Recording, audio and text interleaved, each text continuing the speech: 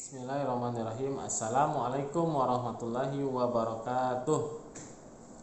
Alhamdulillahirrabbilalamin. Wassalatu wassalamu ala rasulillah. Asyhadu an la ilaha illallah wahdahu la syarikalah wa asyhadu anna muhammadan abduhu wa rasuluh, amma ba'du. Alhamdulillah teman-teman, berjumpa lagi dengan Pak Herdi pada pelajaran pendidikan agama Islam. Oke teman-teman, semoga kita semua dalam keadaan sehat walafiat, tidak kurang suatu apapun, dan senantiasa berada dalam lindungan Allah Subhanahu wa Ta'ala. Amin amin ya rabbal alamin. Seperti biasa, PRD akan lanjutkan materi kita pekan ini. Kalau di pekan sebelumnya kita sudah belajar tentang kisah Nabi Ilyas, ya. Sekarang kita akan lanjut kepada kisah Nabi Ilyasa. Jadi agak mirip ya, bedanya yang satu nabi namanya Nabi Ilyas, yang satunya lagi namanya Nabi Ilyasa alaihis salam. Baiklah teman-teman, seperti biasa sebelum kita mulai, kita sepakati dulu kesepakatan belajarnya. Yang pertama, kesepakatan belajar kita adalah membaca doa dan niat belajar karena Allah Subhanahu wa Ta'ala. Allahumma inni as'aluka ilman nafi'a. Ya Allah, kami meminta kepadamu ilmu yang bermanfaat. Allahumma inni as'aluka ilman nafi'ah. Selanjutnya, kesepakatan yang kedua adalah selama menyimak video pembelajaran ini, silahkan simak video ini dari awal sampai akhir dengan fokus dan duduk dengan baik ya. Silahkan selama menonton teman-teman tidak sambil baring-baring, tapi silahkan duduk dengan baik. Dan yang ketiga adalah bersegera mengerjakan tantangan. Nanti link tantangannya PR disertakan dengan link video ini. Oke teman-teman, itu tadi kesepakatan belajar kita. Sekarang seperti biasa kita lanjut juga ke Al-Fazon. Nah, Al-Fazon kita kali ini adalah mengenal Nabi Allah Subhanahu wa Ta'ala. Nabi kan banyak ya.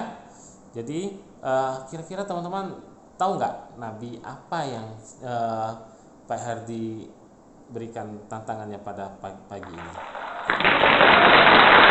Oke, kita mulai. Yang pertama, Nabi ini dia memiliki mukjizat, dari jari jemarinya dapat mengeluarkan air. Oke. Yang kedua, Allah menurunkan kitab yang kepada beliau yang menjadi pedoman bagi umat muslim. Nabi apa ya? Oke. Apakah teman-teman sudah tahu? Silahkan nanti teman-teman tuliskan jawabannya ya. Yang ketiga, beliau adalah penutup para nabi. Nah, ini sudah jelas. Beliau ada penutup para nabi. Siapakah beliau? Waktunya 5 detik.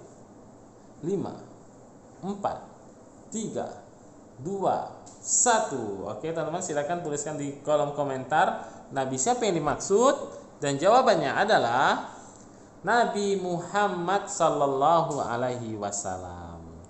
Oke, barakallah ya yang bisa berhasil menjawab jawaban dengan tepat. Selanjutnya kita lanjut ke nabi berikutnya. Siapakah nabi yang dimaksud? Seorang nabi dari Bani Israel. Oh banyak ya, banyak teman-teman nabi dari Bani Israel, yang diutus kepada kaum Bani Israel. Ciri-ciri yang kedua, beliau merupakan keturunan yang ke-13 dari Nabi Ibrahim. Apa ya? Ciri-ciri ketiga, salah satu mukjizatnya, beliau dapat melunakkan besi, dilunakkan seperti lilin dan mengubah bentuknya tanpa bantuan api. Jadi besi dilunakkan, diubah bentuknya. Nah, ada yang tahu Nabi siapakah yang dimaksud? Silahkan yang sudah tahu tuliskan di kolom komentar. PR dihitung mundur dari 5, 4, 3, 2, 1.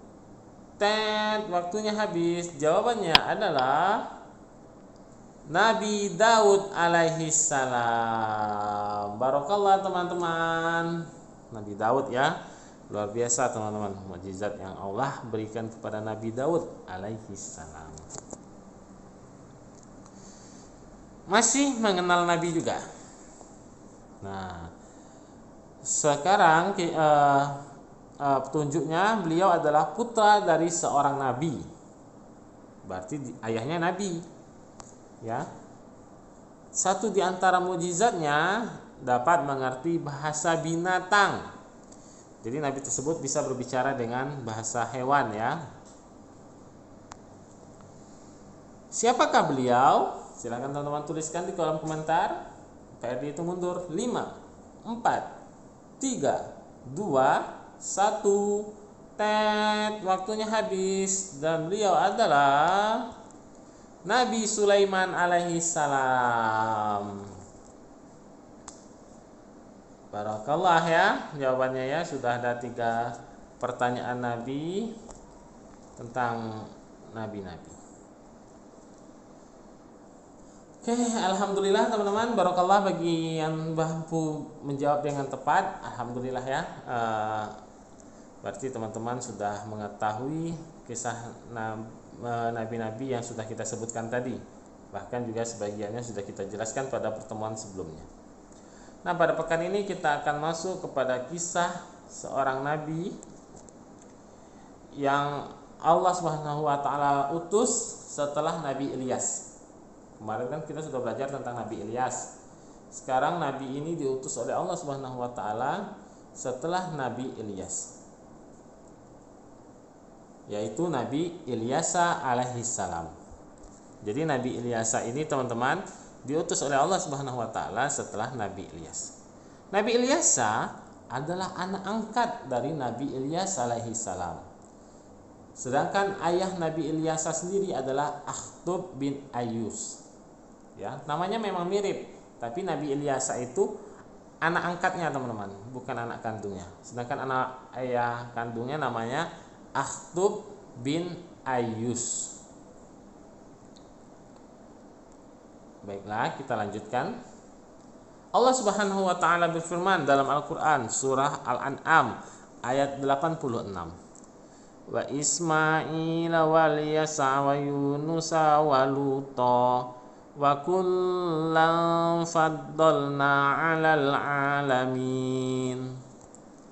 Dan Ismail, Ilyasa, Yunus dan Lut kami lebihkan derajatnya di atas umat lainnya atau yang di masanya.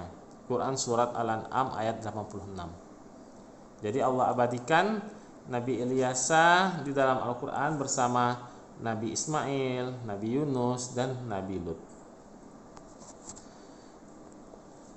Selanjutnya, seperti Nabi Ilyas alaihissalam, Nabi Ilyasa pun menyeru kaumnya agar tidak menyembah patung dan berhala.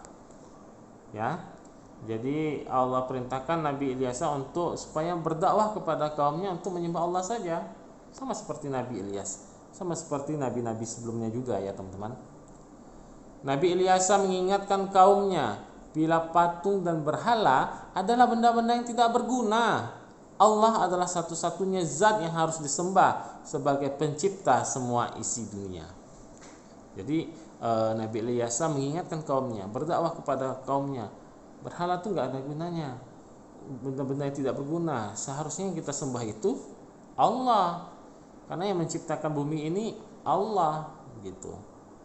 Nabi Ilyasa berdakwah dengan sabar, siang, malam. Nabi Ilyasa menyeru kaumnya agar menyembah Allah Subhanahu wa taala. Sampai kematian pun mendatanginya, Nabi Ilyasa dipanggil menghadap Rabb-nya, Allah tetap berdakwah. Jadi seumur hidupnya Nabi Ilyasa berdakwah kepada kaumnya untuk menyembah Allah saja, tidak menyembah patung. Ya. Jadi teman-teman, kisah Nabi Ilyasa ini termasuk beberapa kisah Nabi yang kalau kita cari referensinya itu sedikit ya. Di dalam Al-Quran hanya terdiri dari beberapa ayat saja. Jadi tapi poin pentingnya dari semua kisah Nabi itu bisa kita ambil kesimpulan atau pelajaran. Semua Nabi berdakwah tauhid. Nabi berdakwah kepada penyembahan kepada Allah saja. ya, mengingkari para patung-patung, mengingkari sesembahan selain Allah Subhanahu wa taala. Sekarang kita lanjut kepada hikmah kisah Nabi Ilyas alaihi salam. Yang pertama, Nabi Ilyas adalah anak angkat Nabi Ilyas alaihi salam. Ya, anak angkat. Ayahnya bernama Akhdub bin Ayus. Di episode sebelumnya Pak Eri sudah jelaskan, ketika Nabi Ilyas menghindar dari kaumnya ke suatu tempat, akhirnya di sana dia ketemu dengan seorang pemuda. Nah, pemuda itulah yang bernama Ilyas yang sekarang menjadi nabi di kisah ini, ya. Seperti itu. Hikmah yang kedua, selama Nabi Ilyas hidup, Bani Israel selalu patuh dan menuruti segala perintah yang diserukan, sehingga mereka hidup aman dan makmur. Jadi teman-teman, kehidupan yang aman, makmur itu berbanding lurus dengan ketaatan kita kepada Allah. Selagi kita taat kepada Allah, Allah akan mudahkan rezeki kita. Allah akan buat senang hidup kita. Tapi ketika kita ingkar kepada Allah, maka seperti kisah-kisah terdahulu, banyak kaum-kaum yang akhirnya kemudian diazab oleh Allah Subhanahu wa taala. Ya.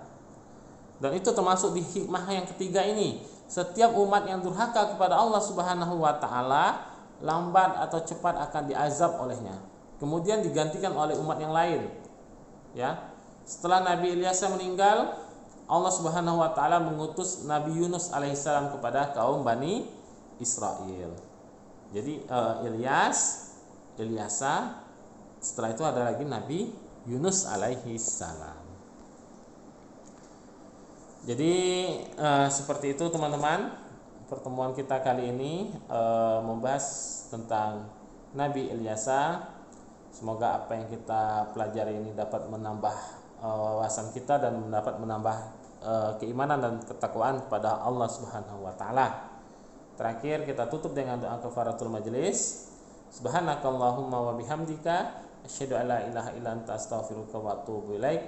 Assalamualaikum warahmatullahi wabarakatuh.